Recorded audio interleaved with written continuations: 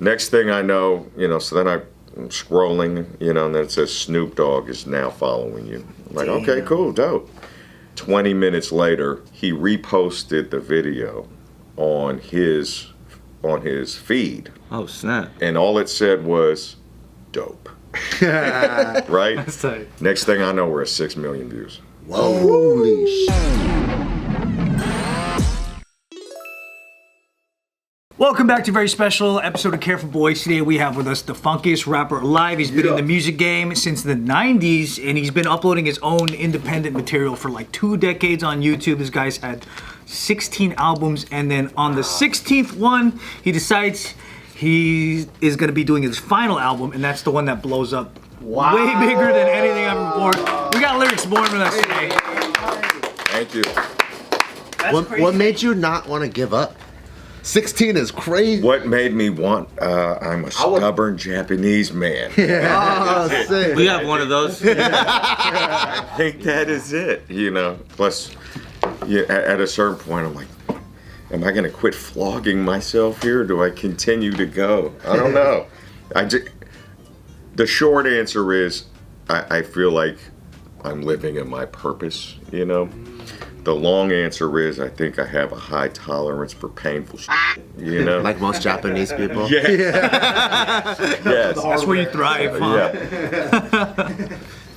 Yeah, 16 albums. But then, like, outside of the 16 albums, you have a ton of other singles and EPs and mixtapes, right? Yeah, I think, I have, I kind of lost count after a while, but yeah, at least a few EPs, 3 or 4 EPs, and 8 or 9 or 10 mixtapes, or That's crazy, crazy, and I don't know how many like features like on other people. yeah, So I don't know. It's a lot. It's a couple, 200-300 songs probably. Total, Jesus Christ, man. Yeah, but I mean, I've been doing it since I was a teenager, man. So it's like, I've been doing it longer than I haven't been, and. How does it feel for everything to like I guess pop off now? I love it. Yeah. I love It's kind it. of a sick story. I really fucking love it. And I think I'm just happy that I stuck it out long enough to be able to participate in like everything that we've created. You know? Yeah. So like 10 years ago when I started, I wouldn't even be doing things like this.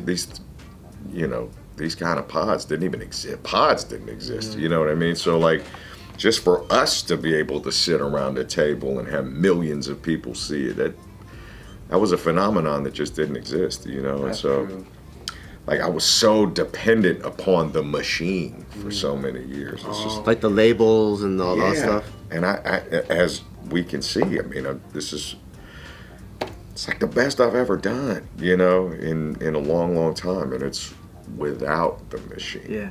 Does that make sense? So It's the people's choice. yeah, it's a great feeling, man. It really is. Dang. So I heard that, like, you decided that this was going to be your last album before it even popped off. I did. What made the conscious decision of, like, nah, that's it? Yeah.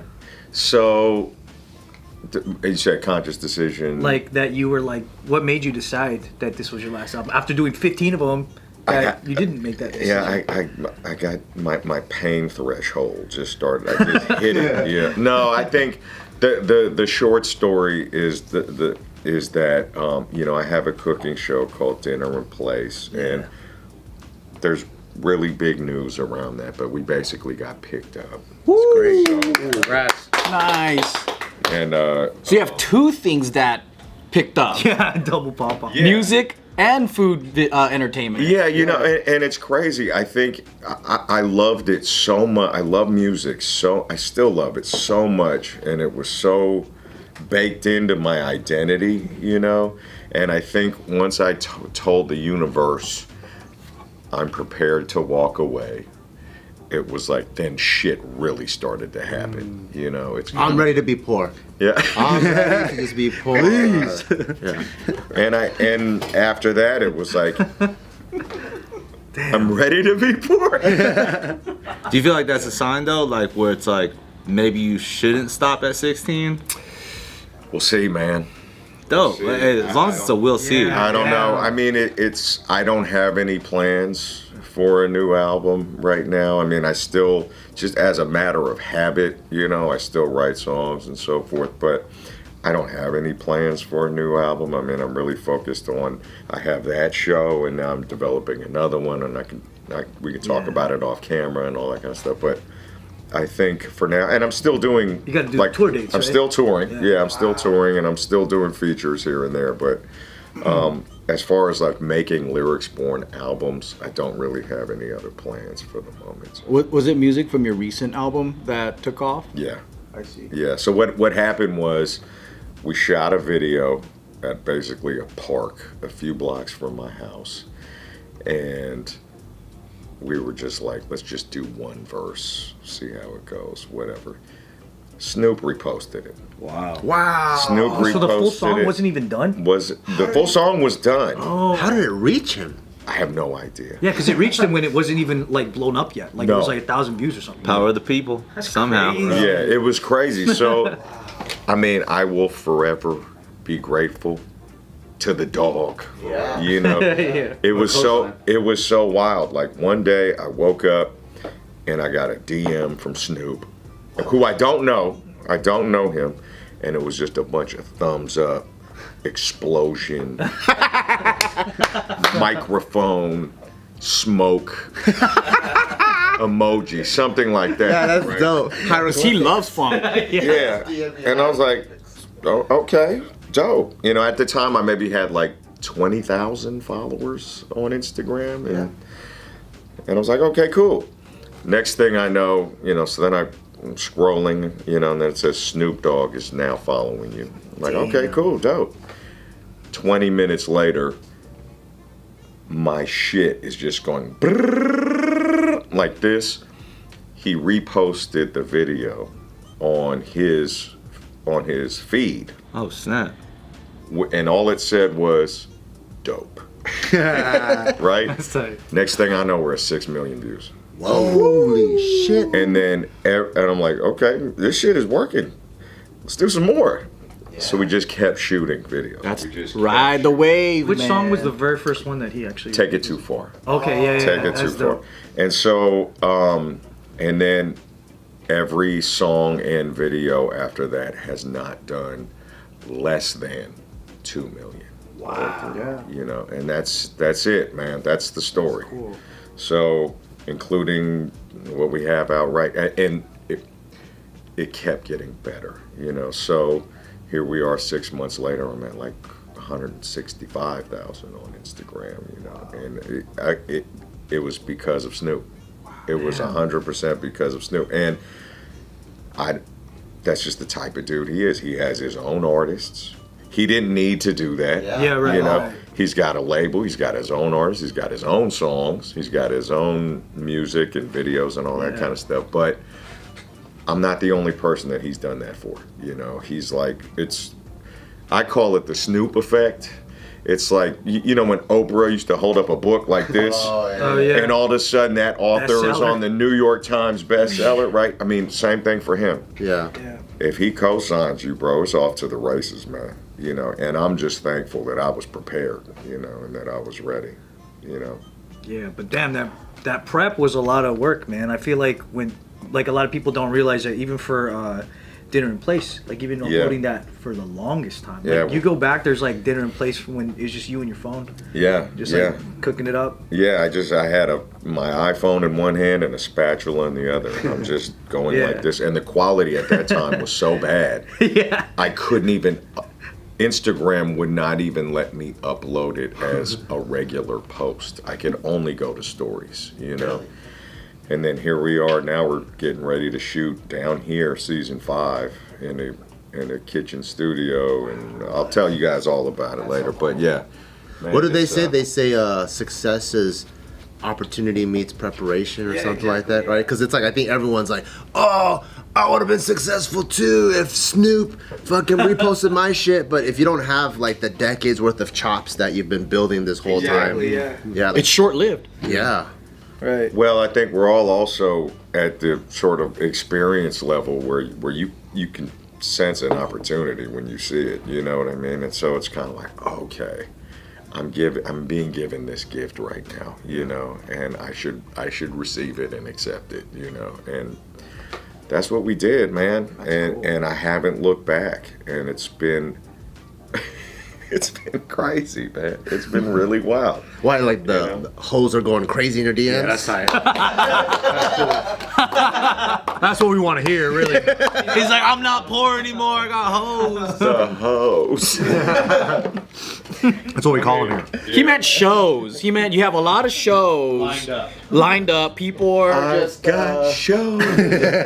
But you did make. I feel like you made a lot of shows throughout the years. What makes you want to do programming? Because you had LBTV way back, and then you had Mobile Homies during COVID. Yeah. So like, what makes you want to just make programming? I love being in a state of perpetual creativity, you know, and I think the pandemic, you know, as painful as it was, and I lost a lot of friends, and I'm sure we all did, you know, and it was tragic on so many levels, man. You lost them like death-wise or like politically? Oh shit. Yeah, well, kind of both.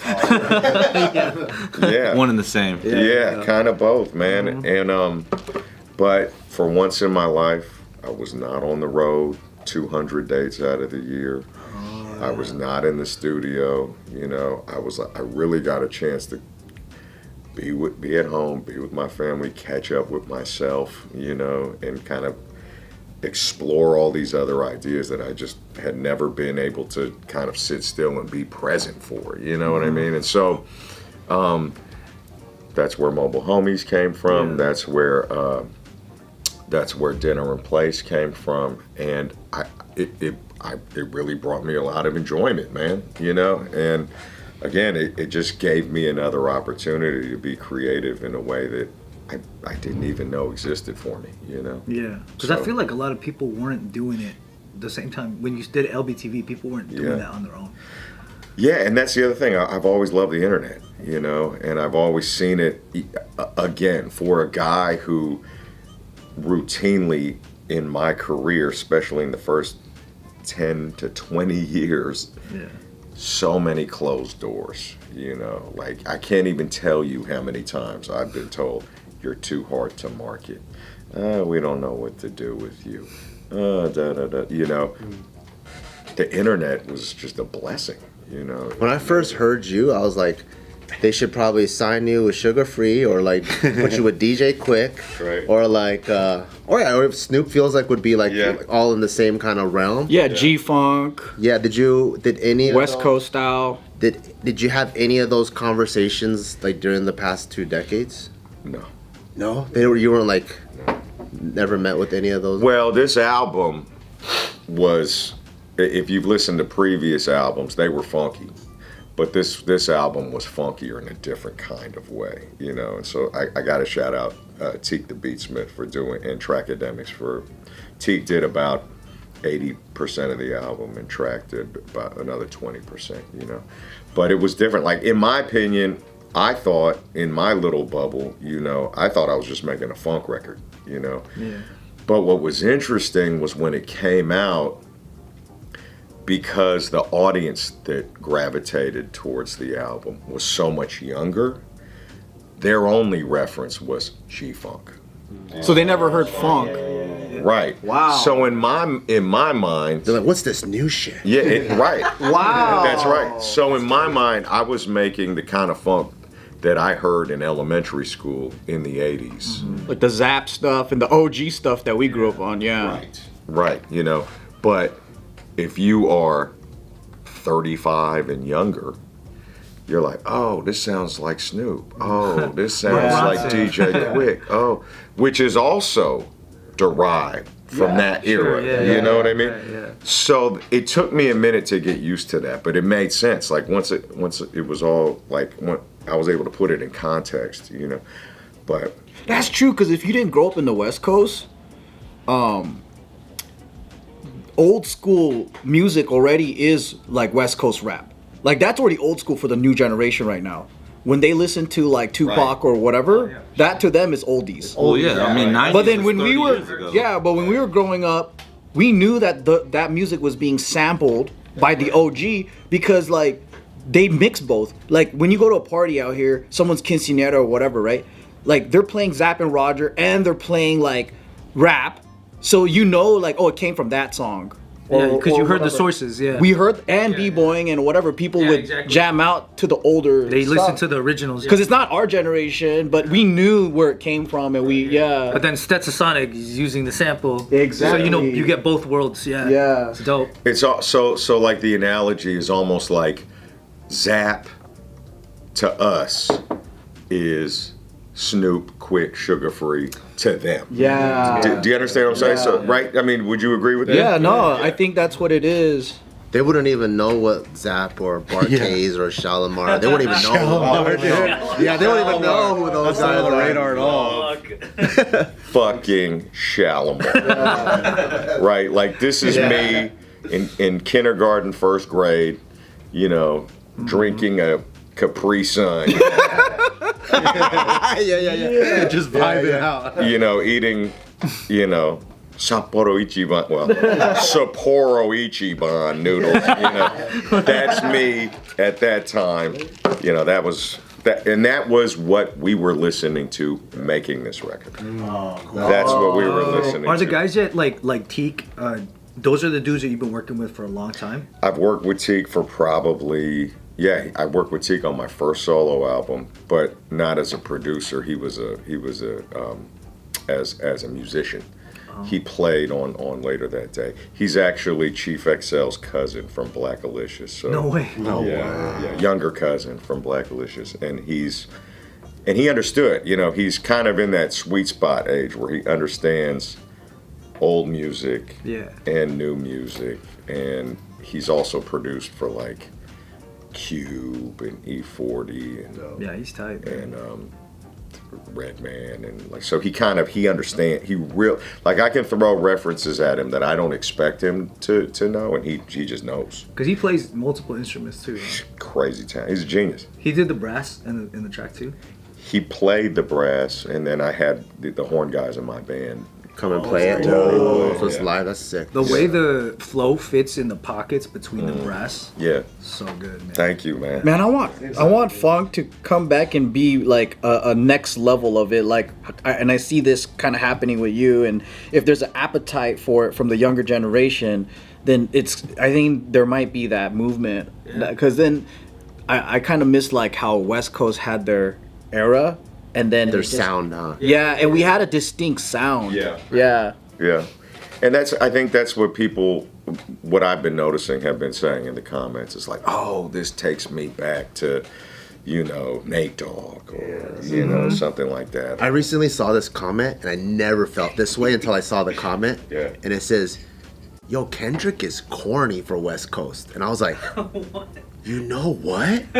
If you think about the whole library of West Coast music, Kendrick is kind of corny. That's a crazy statement. Right? If you compare everything though, like 2000s, 90s, like from Straight Outta Compton, Tupac, all that stuff, like Yeah, maybe for specifically West Coast. Yeah. yes. But I was just like, damn, I never thought about him like that. I'm like, Versus like the global hip hop culture. Yes, yeah. Oh, okay. Okay, for the record, I have to say, I do not feel that way. I agree with LP, dude. That was a crazy statement. I do not. But I didn't feel that way way. until I read the comment, and I was like, The comment didn't even explain anything. yeah, The comment just says it's corny. You're like, oh, okay. Yeah, that's true, because no one was doing Tupac level stuff during his era. Like, that's a different era with a different kind of vibe to it. I do hope, like you said in that last statement though, that the funk era really comes, and G-Funk in general, like I hope that comes back hard. Me too. Because that And was then, like, also the stuff that we just kind of fell in love with. And especially just being in like dance culture stuff, like that's the only reason why I got into people like Zapp and Roger and stuff, because like you had to dance to it at like every event. You know, every session. What was interesting was like I've heard a couple people like say to me, "Oh man, I love this. This is pop lock music." Hey, we'll take it. We'll take it. Come on. I'm like, okay, Kind of, yeah. exactly. We'll take it. Exactly. Makes sense. We'll take it, man. But I think overall, my favorite comment, and I tell people this is my favorite comment. Because you got to understand, like, for the 140,000 new, 140,000 plus. Well, I guess there's also all the TikTok folks also, who are just now hearing this record and me and my work and all that. I'm a new artist as far as they're concerned, you know. And I think the funniest comment I saw was, "It just goes to show you, it's never too late."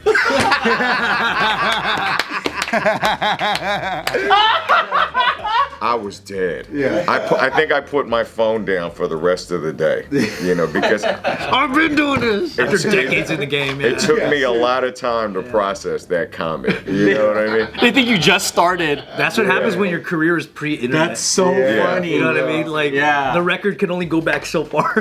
But just like you said, man, after I kind of like took a moment, my beach ball was spinning for a while. I was like, you know what? I'll fucking take it. You know, I don't care. A fan is a fan. As long as They think you retired and now you're gonna pursue your dreams. And you just started. You just started. And you got a lucky break. Yeah. So guys, anytime you go to Lyric Sports page, make sure you say welcome to the music game. New artist, hot new artist. Say keep it up, guys.